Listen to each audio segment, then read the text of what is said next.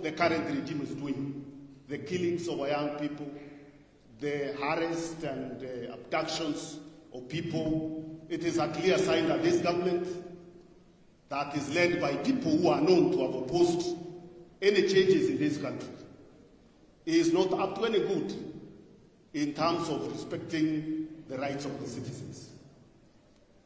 The other clear sign, I want to summarize because there isn't really much time, is also the undermining of some of the gains in terms of socio-economic safety nets that have been implemented over the years by our previous leaders who have made it possible for many of our people, especially people from poor families, to be able to access education and be able to have a dream of social mobility.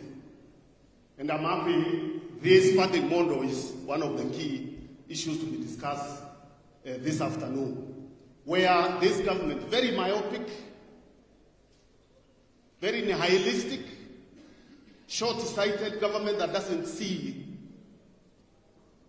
the value of preparing our young people to be able to play their role in this country by removing the benefits that have been there from the time of Kenyatta up to now.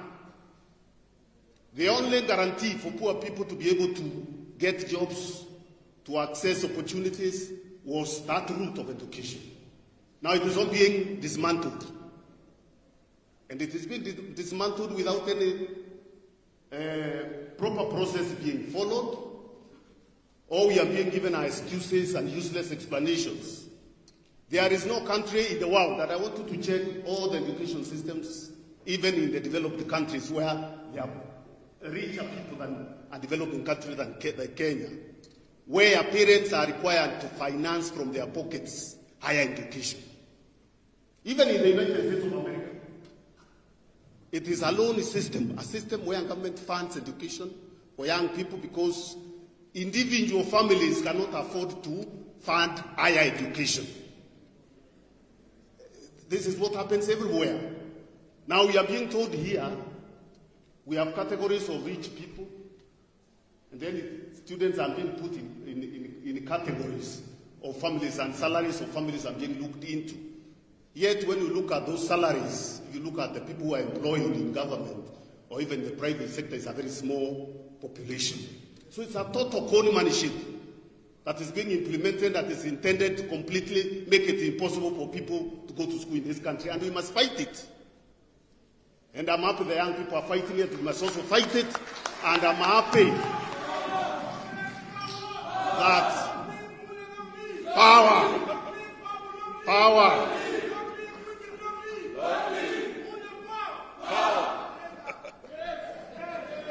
And I want to finish by saying that don't be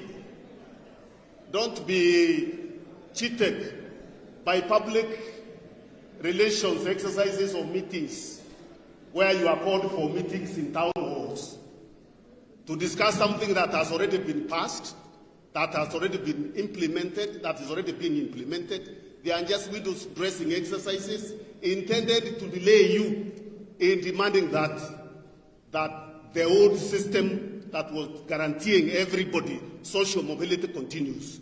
And therefore, we are totally, as MIO, totally opposed to this system that is intended, like many other policies that are being implemented by this government, intended to exclude vulnerable people, exclude poorer families from accessing education. And they did all the policies this government has been implementing that is making sure that the money is left with them kuendelea kupora vile wanapora. Na tunajua ile wanataka kuendelea ni hiyo uporaji. Kwa hivyo sisi tumesema tunasimama na nyinyi, tutaendelea pamoja kuhakikisha hiyo policy mpya ya masomo haifui ndafu. Asanteni sana. Asante. Wapi makofi kwa Bwana Munya. Sisi kule Western tukisema tunasema